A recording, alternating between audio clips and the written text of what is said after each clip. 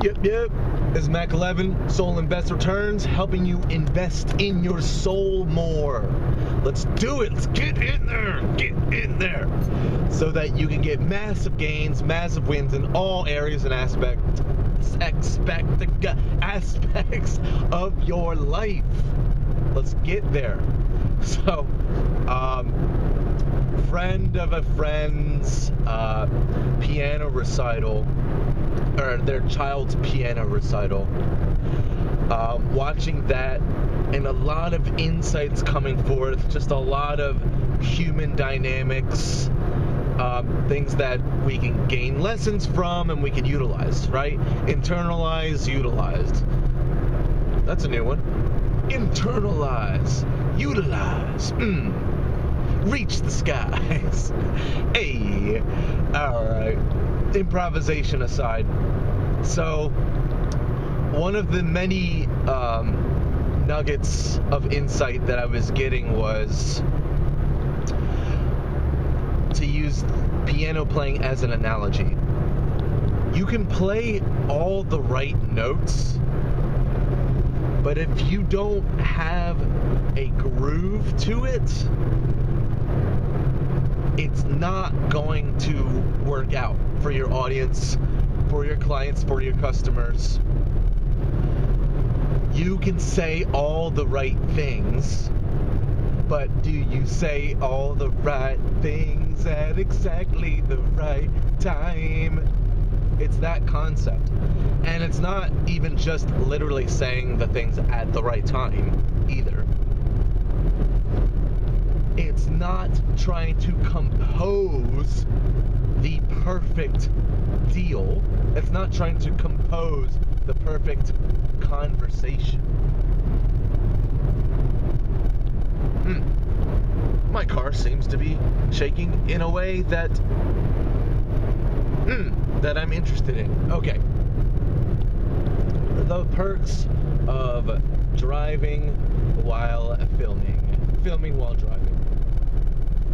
But the fact that if you try to compose the perfect situation, whether or not you realize it, it's gonna come out clunky, it's gonna come out awkward, it's gonna come out disingenuous, it's gonna come out formulaic, robotic, and you're gonna get to a point where whether you find out about it or your client just doesn't do business with you, things are going to start coming up and coming out, and you're going to get to the point where you're like, I gotta shift gears, I gotta do something different, I've got to do something different. And thank goodness, right? Coming to these realizations, like, thank goodness. And another realization, and how this connects, the piano recital analogy, when each row of students was getting their trophy and their, award certificate, they got, or before they got it, the instructor said their name and how many years they had been practicing piano. You would think that the more years that they practice, the better they get. Not true. Not so. And it was kind of shocking, kind of jarring, like, whoa. So, the one kid, and these are tweens and teens. We're not talking like 5, 6, 7-year-olds. We're talking 10 to 18, right? So these kids, they're at this point where they're really getting their wits about them. They're really developing their own self-composure. So therefore, we can't use the age necessarily as an excuse at this point, at this stage in the game. So, the one kid in particular who was playing the right notes technically, but had no flow to it, had no finesse to it, had no groove to it, and you couldn't find the one. You couldn't really get into the groove of it, and it was just jarring and uncomfortable to listen to. It was not pleasing. It was overall, it was not good. It was just not good. Okay, so before he got the trophy and the certificate, it was like, and blah blah blah. And he's been practicing for 6 years. 6 years. And then there were some other people practicing for 7 years, for 8 years, and their style was clunky. Their style was non-existent, and they were making a bunch of mistakes too. These 6, 7, 8 year students making a bunch of mistakes. Now, to an extent, yes, these are tweens and teens. It's just like, yes, to an extent, give them the benefit of the doubt because of their age. Fine, that's fine. But to a much larger extent, and now we're going to cater to the audience at hand. I'm talking to you. Just making sure we're still filming here, making sure we're still making it happen.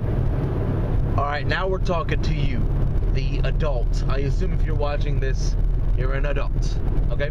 So, getting to this point where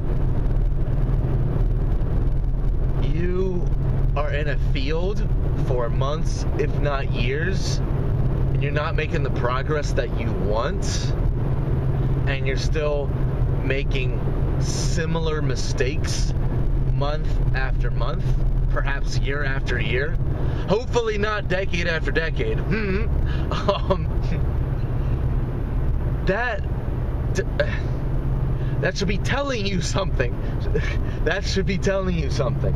And I tell you what, the more and more I listen to people like Tim Grover, like I'm listening to his audiobook, Winning, and I've listened to a couple podcast interviews with him, and it's like the more and more I listen to people like him, again, Tim Grover, if you don't know of him already, let him light you up, slap you around so that you can understand this, but I'm going to be putting it in my own words and in my own energy. Listen, if you're making the same mistakes month after month, if not year after year, hey, like, slap yourself in the face. Like, hey, if you're actually results oriented, if you're actually trying to be a winner, you can't be doing these types of things. If you make a mistake once, study that. Once, if you make a mistake once, even if it's a silly mistake, study that for however long it takes. For minutes, for hours, study that. If you don't have time in the moment, that's fine. When you get home, when you have free moments, study that. Talk to yourself. Like, talk to yourself in the sense of you're coaching yourself. Like, dude, what the F happened? Like, I did not want that to happen. What the F happened? Why did that happen? Right?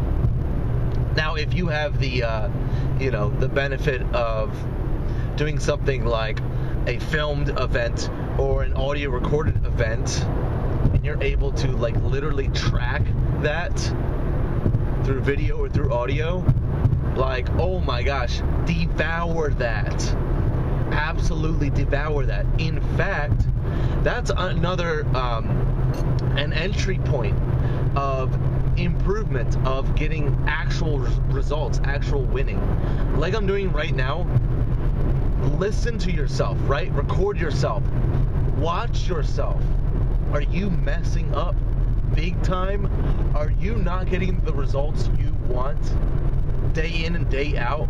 Like, record it even in a book, a journal. Like, write it down. Like, you think having a journal or like a diary is like mushy gushy, like mental emotional like nonsense? No. You're behind the curve if you're not journaling, if you're not note taking your own life. Get it. Make it happen. Why aren't you getting the results that you want? And it's many categories and subcategories. Is it a focus category? Is it a drive category? Is it a not being aligned with your purpose category? Do you really not know who you are? Are you not in touch with your soul, your core essence, with your existence? Are you not really chatting with yourself on a regular basis? Like, hey, you know, who am I? What am I? Like, where am I? Like, what's going on? Where are my strengths? Where are my weaknesses? Why am I not attacking these on a moment-to-moment basis? Right? All of these things. So, I know, you know, with the kids in the piano recital, it's just like, yeah, they're young, etc., etc. But honestly, like, if you want it, at pretty much any age, like 10 and up, like, look, if you want something, like, you are getting your wits about you more and more every day, especially if you're an adult, especially if you're 30 plus, right? Because your prefrontal lobe is fully grown. That's good to go. Search that up. Prefrontal lobe, age 25 is plus or minus when it's fully developed. So you can even give people up to 25 that benefit of the doubt. Like, okay, you're not fully mentally developed. It's like, but beyond that, and even within that scope, it's like, look, you know how to use critical thinking. If you don't have your wits about you with critical thinking, like, look that up, right? If you're like, dude, I don't even know what critical thinking is. I don't even know what cognitive dissonance is. I don't really know much about psychology at all. I don't really know much about whatever it is. Digital marketing, social media aspects, right? SEO, etc., like, fine. Like, just be open to the fact that you're dumb and you're just like a complete idiot in certain regards. Like, sure. Like, fine. Whatever. Now get knowledgeable. Get educated. Like, get that knowledge downloaded into this and into this. Like, who do you want to be? Like, follow people who you admire, right? On social media, on YouTube, like, whatever. You know, like, follow those people. Like, absorb their essence.